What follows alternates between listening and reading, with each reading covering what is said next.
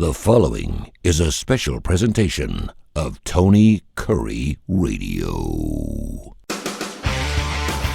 From hot dogs to cool kitties, this is Darkside of the Pooch. Welcome back to the Dark Side of the Pooch. He is Dr. Rab Stewart, 208-0301, 208-0301, rossbridgevet.com. You can find him on the website, of course, Facebook, your social media platforms. He is the owner of the Rossbridge Animal Hospital. I'm Tony Kurre. He is Dr. Rab, and we do our show every week. And it's brought to you by our fine folks at Sasquatch Toys and Comics. I've been repeatedly getting questions about why does a comic store place do an endorsement for a pet place. And first of all, it kind of makes sense to me, but I guess it doesn't. Seth Cosby, who's the owner of Sasquatch Toys and Comics, because Sasquatch could be considered a pet, is what I'm saying, right? I mean, it's an animal. I imagine you could, if you had one.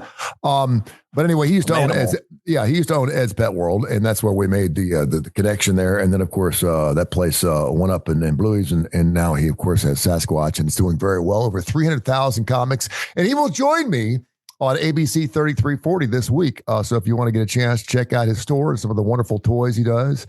I had a friend of mine that was looking for the Evel Knievel. You know the jumper thing, the thing you used to wind up and you hit the button and the motorcycle used to go flying up? Everyone used to have one of those. They used to be like the toy, 1976, 77, like that. I had a friend of mine was looking for one, and boom, like 2 days later, he's like, I got one for him, fresh in the box, $80. He himself a brand new Evel Knievel toy.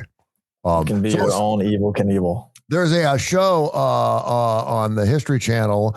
It's Henry Winkler, i.e. the Fonz, who does. They've got the world's craziest, the world's scariest, the world's finest, the world's deadliest, the world whatever for the History Channel, and he does something about the world's most weirdest toys or something like that. I don't know.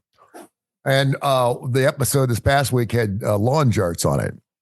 Oh gosh! And I was, you're just waiting, and because I've not heard anything about lawn jarts, and I think I still have some lawn jarts downstairs, just because I knew that they were so deadly for so long. But to think about some of the things that we used to have back in the day, everything from telephone box stuffing to people sitting on poles to lawn jarts to they had this stuff I found the other day in Publix where you can make your own bubbles. You know these things that you make your own bubbles. It's you take the little. It's toxic. It's like a toxic thing, and you put it at the end of a bubble, and you suck on it, and you can make your own bubble, and it makes a bubble, and you can keep it. And of course, the tube is so small now, but they used to come in a big fat tube. And of course, you're sucking on this stuff, and it's toxic. It's got toxic stuff in it where you can actually get cancer from it. They had a Geiger counter. You could have actually bought a Geiger counter with radiation filled rocks, back in the 70s. It was crazy. Anyway. I think the strangest thing we had, me growing up, which was probably dangerous besides the lawn jarts, was I don't know, like the erector set maybe, which was kind of like you had metal pieces to it that you probably could have swallowed or jammed or killed somebody with. Maybe I don't know. What was the weirdest toy you had growing up that was like, wow, this could be dangerous now? I think with the erector, you could create like a little finger guillotine somehow. Probably either by design or accident. They had the you could make little catapults with it. It would open up like this. A little ball would go in, and then it would close. Then you could throw it. That's probably it. And then you could knock somebody's eye out with that thing. Yeah. Throw those balls around. Yeah. I had to, we lived on a lot of acres, and there was always a rundown barn somewhere. So my most dangerous toys were like boards with rusty nails in them. That we used there you go. Who knows what. So we were always messing around. But I used to love the, did you ever watch the show Storage Wars? Oh yeah. Yeah. So, I used to, my wife and I, we used to watch that show religiously. I mean, so much has changed with TV and technology in the last 15 years. But 15 years ago, everyone still had DirecTV or cable, and probably even some people maybe still had TiVo. All of TiVo was probably running out of gas back then. Sling was out too. Yeah. Sling, but you were kind of at the mercy of whatever DirecTV wanted to show still, like 15 years ago. Mm-hmm. And so we would record Storage Wars every week, and we just like loved it. Some of the stuff that they pulled out of those little storage huts, I mean, I loved it. But then you find out that the show's all fake. It's all made up. See, and I know when I hear about, listen, you have to realize that in a perfect world, you have to set things up. Like, believe it or not, in radio, like when you're starting a new radio show, you actually call your friends to make sure they're calling the show to make it look like there's listeners. I mean, this is something we always do. People are like, really? And I'm like, oh, yeah, we used to have like 15 or 20. Okay, I need you to call at 7:15, you at 7:25. So we'd have callers calling in, and we act like we wouldn't know who they were until we got off the ground. And then obviously we do that. But yeah, that fake stuff will kill you. I know like Pawn Stars. I know there's some things that are hitched on that, but for the most part, they've got people that just want to be on the show, and they don't necessarily even want to sell their crap. They're just looking to be able to tell the story behind what some of this stuff is. I've actually got a Tommy Lee Jones autographed Cobb hat. He was here for that Cobb movie. That Ty Cobb movie. And at the end of filming, he flipped it out into the crowd, and a dear friend of mine got it. And then she went down and had it autographed, and it's you can pull it up and see he's actually wearing the hat. So it was a movie prop. And I've called them and said, sure, but I had to be out in Vegas at the time, and then they'd get me on the show and do the thing. They don't pay anybody anymore. But some of that stuff is rigged up. And that makes it unfortunate. But that is between storage joints and car washes. There is it's such a waste of land right now.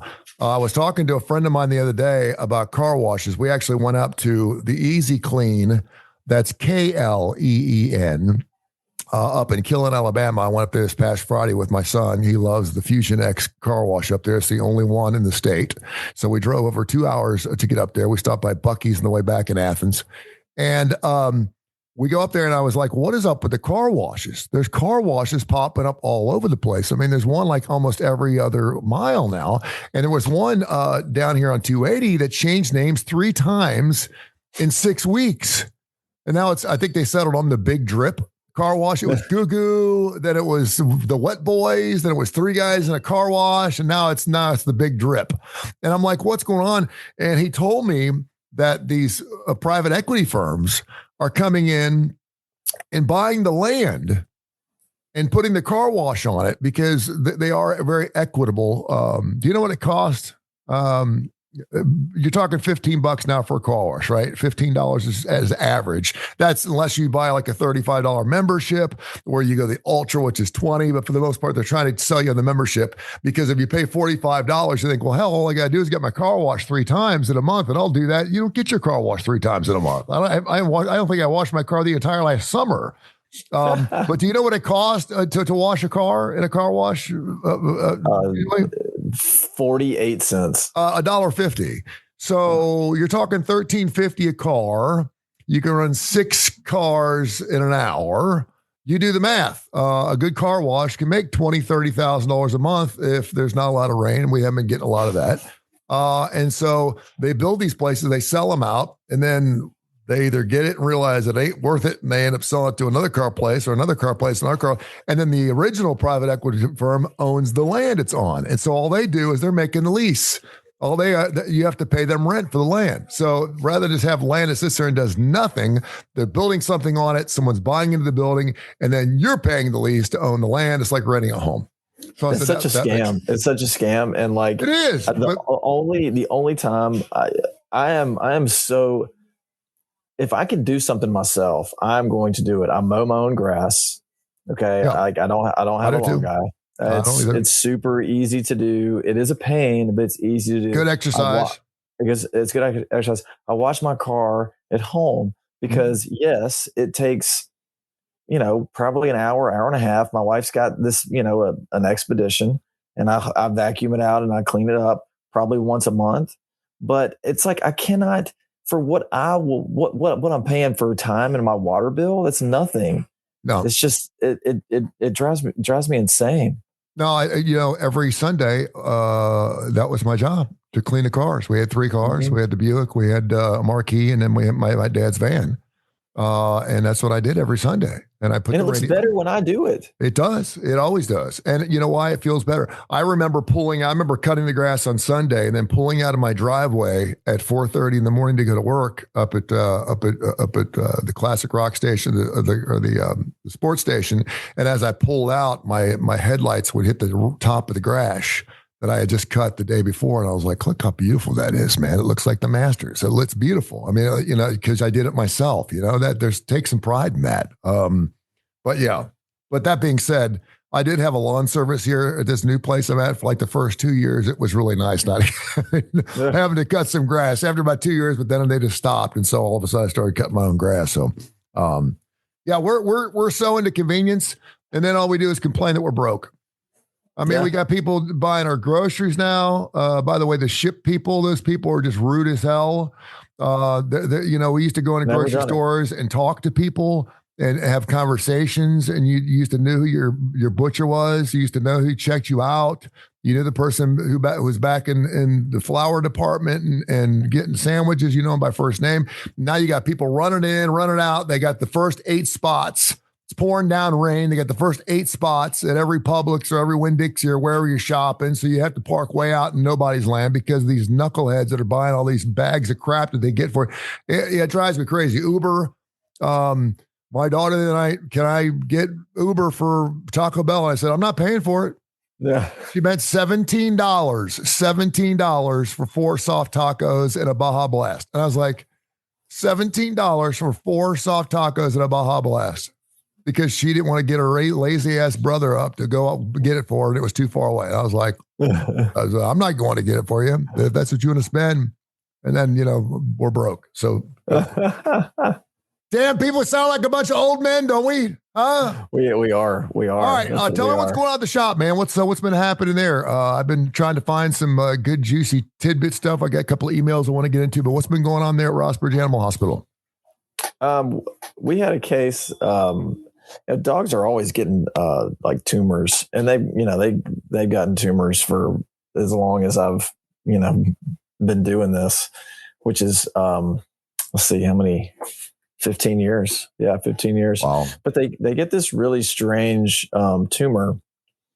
So if you think about it, and this is not something that you would really spend much time thinking about. So if you think about your intestines, they're just kind of in there floating, they're just floating in your belly. Yeah. But they have to have an anchor. So in dogs, they have this tissue. The tumor has to have an anchor. Well, the intestines do. The intestines have to have an anchor. They don't just, they're not, it's not just attached like, at your mouth and your butt, it has an anchor in your abdomen. So dogs, their anchor, if you picture a dog, it's on all 4s. Okay, their anchor, the intestines are basically they're suspended from their back, their back inside their abdomen. They're suspended from up there. It's almost like a chandelier, but instead of having the chandelier, it's like a bunch of intestines, hanging from the ceiling. Yeah. So if you need to access a part of the intestine, most of the intestines can be accessed. You make an incision in their belly, and you can move a bunch of stuff around. You can take stuff out, you can look at it like it's a shoelace.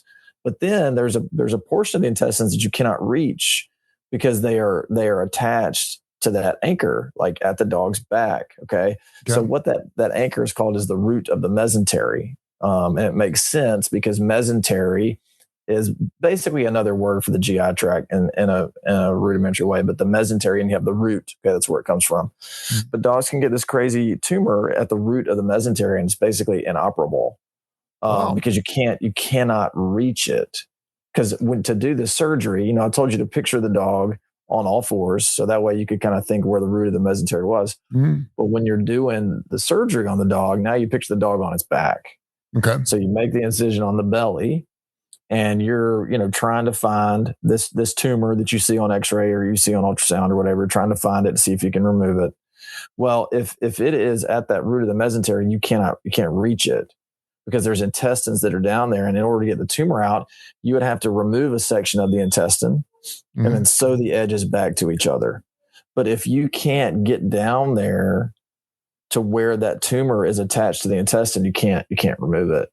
So it's a pretty, it's not something that you see, once a month or anything, but occasionally you'll get one of these, tumors at the root of the mesentery. And it's unfortunate because it's basically an inoperable tumor. Do we do anything as pet owners to give our animals tumors or cancer? Is there anything? I mean, we obviously have things that sometimes you're just going to get a tumor, sometimes you just get cancer, but there are also a lot of different things that we can ingest that cause cancer. But is there anything we're doing to our pets by giving them different things outside dog food? Or, I'm assuming if you're a big dope smoker and you're constantly smoking in the house, you could give your dog lung cancer, I guess. I don't know. What is there anything we do that we give our animals health issues? There are some medications out now that do not cause cancer, but they will, if the dog is prone to cancer, they will get cancer sooner, or they will get their tumor will get bigger faster. There are some medications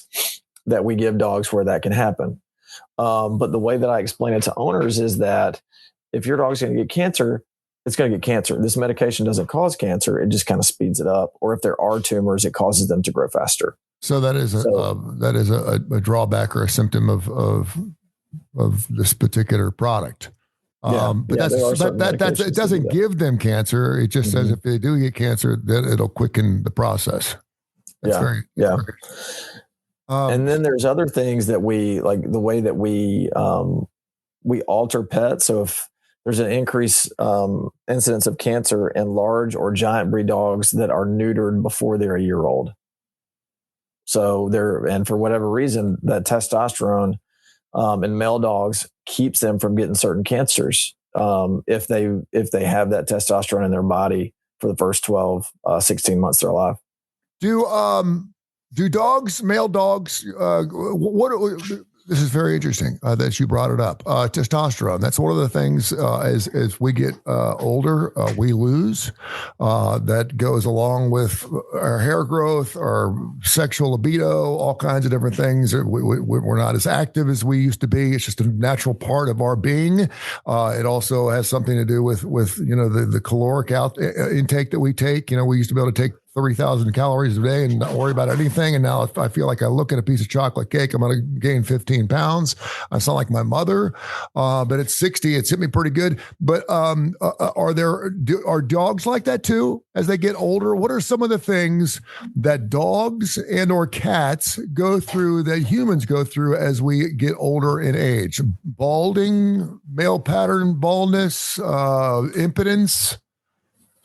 Well, some things. Their metabolism slows down. But no, they don't.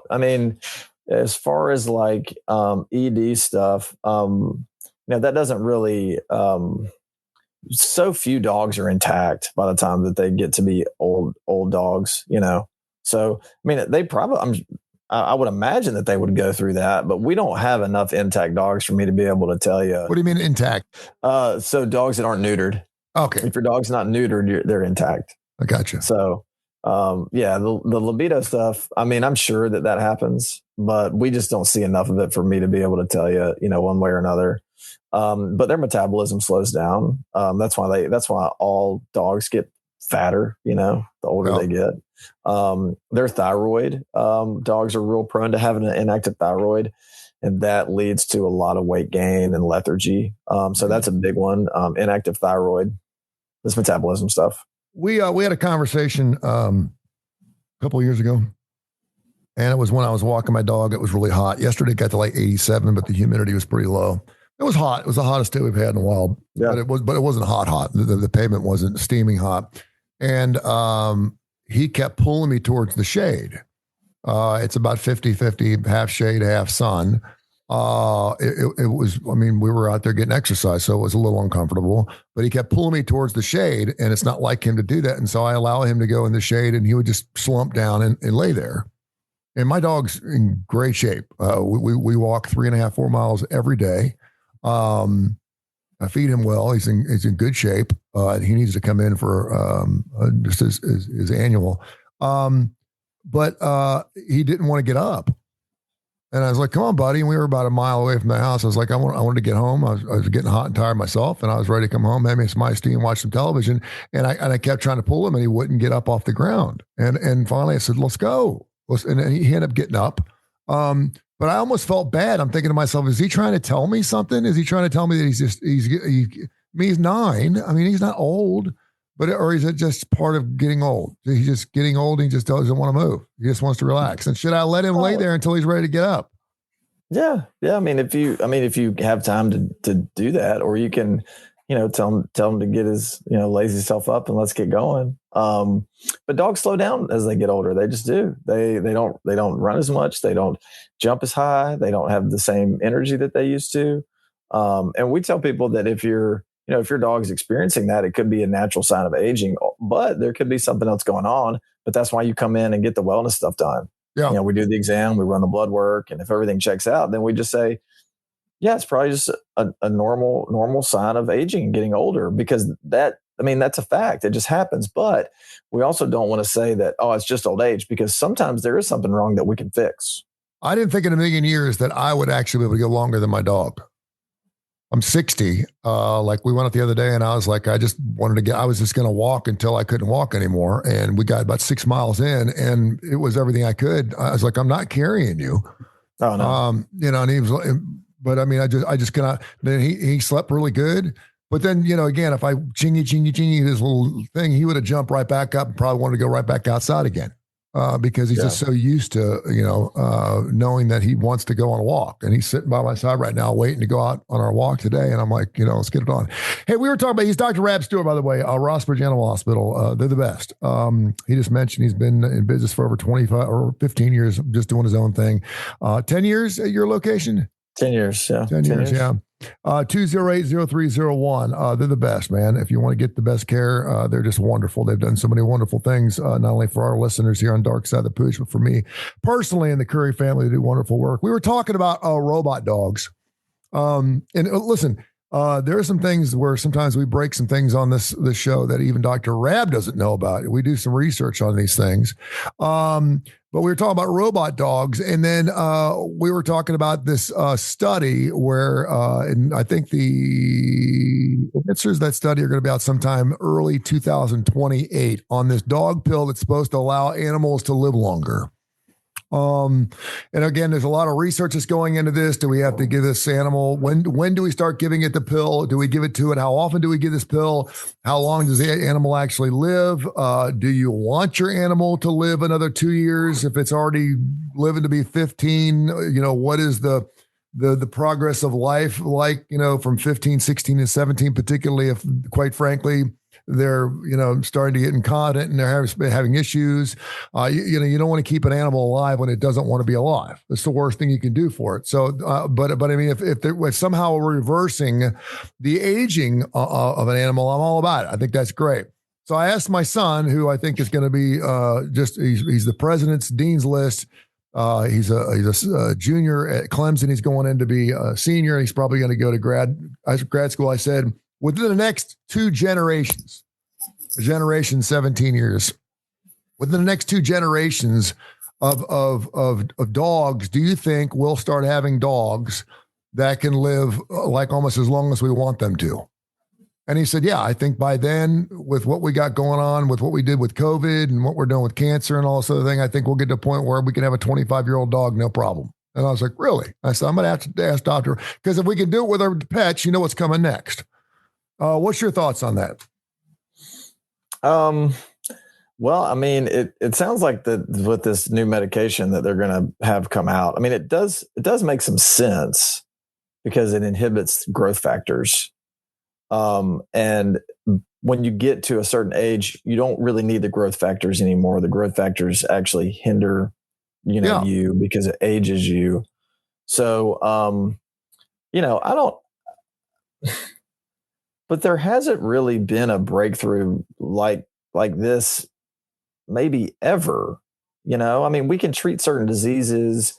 Humans can treat diseases. We can treat cancer. We can, stave off organ failure. And, where do you put the weight loss drug scene right now in the grand scheme of what we've done medically? I think it's a miracle. I mean, we now have a magic pill that you can take.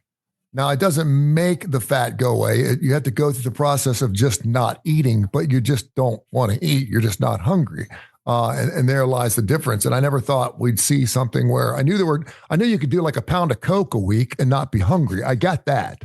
But I didn't know there'd be a medicinal, pill that is probably by the end of the year, you're going to be able to buy it over the counter. And take it like aspirin. And it really does. It changes the way you eat your thing. But where would you put that at? The semaglutide thing, as far as medicinal findings in our life? Because I think it's like amazing.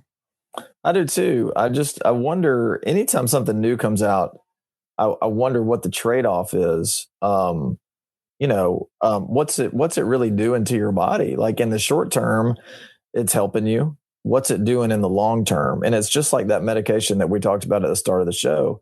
That medication that we give dogs that doesn't cause cancer, but if you're going to get cancer, it can, make it speed up a little bit. So what's the trade-off?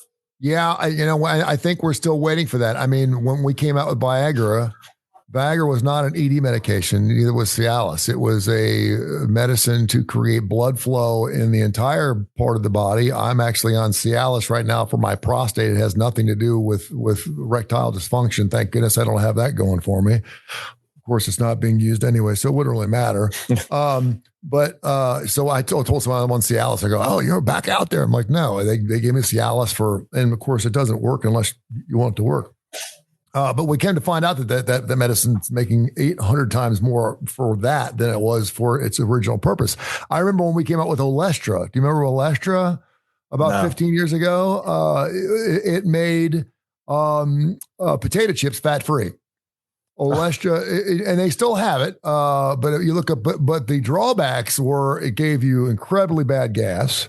It gave you the squirts. But you could eat an entire bag of Lay's potato chips, and it was like 30 or 40 calories and it was they had fat in them. The body did not process the fat; it passed it through the body, and it was called Olestra. And I remember thinking, wow, I can eat all the potato chips I want. I thought everything's going to be made with Olestra. Unfortunately, it just screws up your GI tract. That's what the semaglutides are doing too, because it actually paralyzes your GI tract. And if you're having like IBS issues or any issues down in that part of your body, you're in some trouble because it suspends everything down there and you don't go for 3 or 4 days. And because of that, you also feel like you're a lot fuller than you probably actually are. You're just not pooping. Which is another situation that could be, a little uncomfortable. Now, I think it's interesting. I think we need to be careful. Like you and I have talked about as Christians, I think you need to be careful whenever you mess with Mother Nature. When you're messing with God stuff and you're trying to get things to live longer. Then that being said, I know God created men to be scientists and, to do better things for our life. And he gave us this life to live. But I just don't think, even the Bible says, I think it says somewhere in there about 100 to 120. We're not meant to be Moses. We're not meant to be here for 800 or 900 years. And I think there's a good reason for that. So that's probably why it is what it is. But I do know some people that would love to have animals, pets, last for 25 or 30 years because the loss of the pet is tough. It's really rough. Yeah, a good one. The good one, but some people have bad animals and I don't think they want to keep them around for 30 years. There's no doubt. All right. Anything else going on? Tell me, we got just a couple minutes left. Amazing. Our conversations. Someone emailed, I love the conversations that you and Dr. Rab talk about. I love the rabbit holes. Is what they call them, rabbit holes. I guess we go off on some things. I'm going to let you give me a dream. Give me a good dream you've had lately. Dreams can be really like terrifying, when you're in them. But I had one recently that I'm at my house and we live on a busy street and we have young kids and we have a dog. So we have a fence that, it keeps our kids in the backyard. Okay. Mm-hmm. But in my dream, some people, they keep like knocking my fence down very aggressively, and they're throwing things like through the fence, breaking making the doors not work to the fence and all this stuff. Yeah. But I can't figure out why. It's so aggressive, and the people are so menacing. You know how dreams, like just people's faces and people's actions can just be so menacing, and you cannot put it into words. Like I cannot, when you are dreaming the dreams, you feel it, you see it, you feel it. When you're trying to explain to somebody, it doesn't translate. You can't translate the fear of a dream. It just doesn't work. Yeah. But what I'm telling you is, like, I'm in that dream and I am fearing for my life. It's almost like the sensation of you have a mob coming after you. You have a mad mob coming after you, and they are going to tear you limb from limb. And this is the feeling that I'm getting in the dream. But the other interesting thing about the dream is my kids are out there, and they're of course terrified too. But in the dream, I'm not their dad. I'm their brother. Oh, wow. Okay. This is weird, man. That's out there. So I'm their brother, and I'm trying to like take care of them. Do you realize in the dream that you are their brother? Or do you actually think you're their brother? Or I have dreams like I'm the brother in the dreams, but I know overall I'm really their father. But in the dreams, I'm their brother. So I'm like, okay, I'll play along. No, I did not. In the dream, I did not realize that I was really their dad. In their dream, it wasn't like a lucid dream where the dream tells you one thing, but your brain tells you the other. Yeah. So because it wasn't until after I woke up where I start to like unpack all the feelings of the dream, because that's sometimes what it takes to really figure out what's going on. Mm-hmm. And so anyway, I'm trying to protect them, and I'm like trying to ward all these people off. And so then they finally leave. And this old lady pulls up in a car. But in the dream, I somehow know that she is the leader of all these people that have been trying to like get into our house. And she gets out like very slowly and like walks up to the gate. And then she just stands there and looks at me. Man. And I say, why are you doing this? Like, because in the dream, I know that we did nothing. Like in the dream, we did nothing to provoke this. And so why are you doing this? And like the oldest, like picture, like, I don't know if you ever read Stephen King's The Stand, but there was a lady in that book that was basically like the godlike figure. And she was an ancient old woman that was like basically on the good side. Okay. Yeah. And that's what, like, envision that in this dream. And she puts her hands up and she just goes like this. Ooh. Come here. So I walk up to her and she says, you want to know why we're doing this? And I said, yes, please. Why are you doing this? Why are you tormenting us? She says, I'll tell you why. And then I wake up. You wake up. God, man, that's wild, dude. That's deep. I wish I had some good dreams like that. But man, I've been having my dreams are just way out of there. I mean, I can't even make sense of my dreams. Like I'll have. And that was that one that I'm telling you about what happened a few nights ago. The one I had last night, it was weird. I was in a flood. Like it was like I was just in a flood. Do you eat before you go to bed? No. That's bizarre. Sometimes I fall asleep in my recliner. Like if I wake up 2 or 3 o'clock in the morning, I'm right there next to the kitchen. I'll get up and get it like something to eat. It just tastes so good, and I'll forget that I'm eating it. Right? I'll get like last night I got a bowl of ice cream, and like, did I have a bowl of ice cream last night? And I must have got up at 3 o'clock in the morning, had a bowl of ice cream, and then I can't remember if I ever dreamt I had a bowl of ice cream or. But yeah, the dreams I'm having right now, man, are just like off the rails. It's the best way I could put it. I mean, there's no rhyme or reason to it. It's like I had a dream last night that I got on the scales and I weighed 219. Okay, I don't even know what the hell that means. I've been trying to lose some weight. I'm trying to keep it around 210. And I remember getting on the scales thinking, oh man, I'm at 219, but just real menial, doesn't mean anything dreams. Which I guess is not such a bad thing. No, man, you don't want to have terrifying dreams like me. No, I don't want to have the night sweats. So, all right, I watched too many horror movies, man. Watched a great horror movie called Good Boy. You heard of that one? I have heard of that one. Which one is that? That's who's in that? It's the one with the dog. It's the one with the dog. Yeah. Yeah, it's one with the dog in it. It's all about the dog. That's all it is. And like, it's when you think about like how they had to train that dog to do all the stuff it does in that movie. It's incredible. Yeah, that's pretty impressive. Yeah, I do remember that. Good I need to go see. My son told me this past week that he has not seen Animal House yet. Oh wow! And I was like, "Oh, promise me you do not see that without your dad." I said, "I want to go see that movie with you. I'm afraid it's not going to be nearly as funny as I know it is." Because I know it's great, but it's one of those movies where every time you see it, it gets better and better and better and better and better because you remember parts of it. So again, then I got another friend of mine that we were watching the PGA Championship this weekend, and he has never seen Caddyshack. I was like, dude, how in the world have you not seen Caddyshack? Even I've seen Caddyshack. Yeah, no doubt. All right, tell people how they can find you, my friend. All right, you can call us 208-0301. You can email us rossbridgeanimalhospital@gmail.com, or you can find us on Facebook. Always brought to you by Sasquatch Toys and Comics. Sasquatch Toys and Comics. If you want to come check out some of the most amazing toys, and it goes room after room after room. Citation Court there in Homewood. Seth and Ben, they do wonderful work. They travel the country doing Comic-Cons and all these things to bring you the best. Legos, Battlestar Galactica, Star Wars, all kinds of stuff. And he'll actually be on the show coming up this Saturday morning from 10:30, 11 o'clock on the starting lineup. He'll be in the studio coming up. You can ask some questions and take some questions as well. So we'll get that on with Sasquatch Toys and Comics, bringing you Darkside of the Pooch. Thank you, my friend. I appreciate you. See you, bud.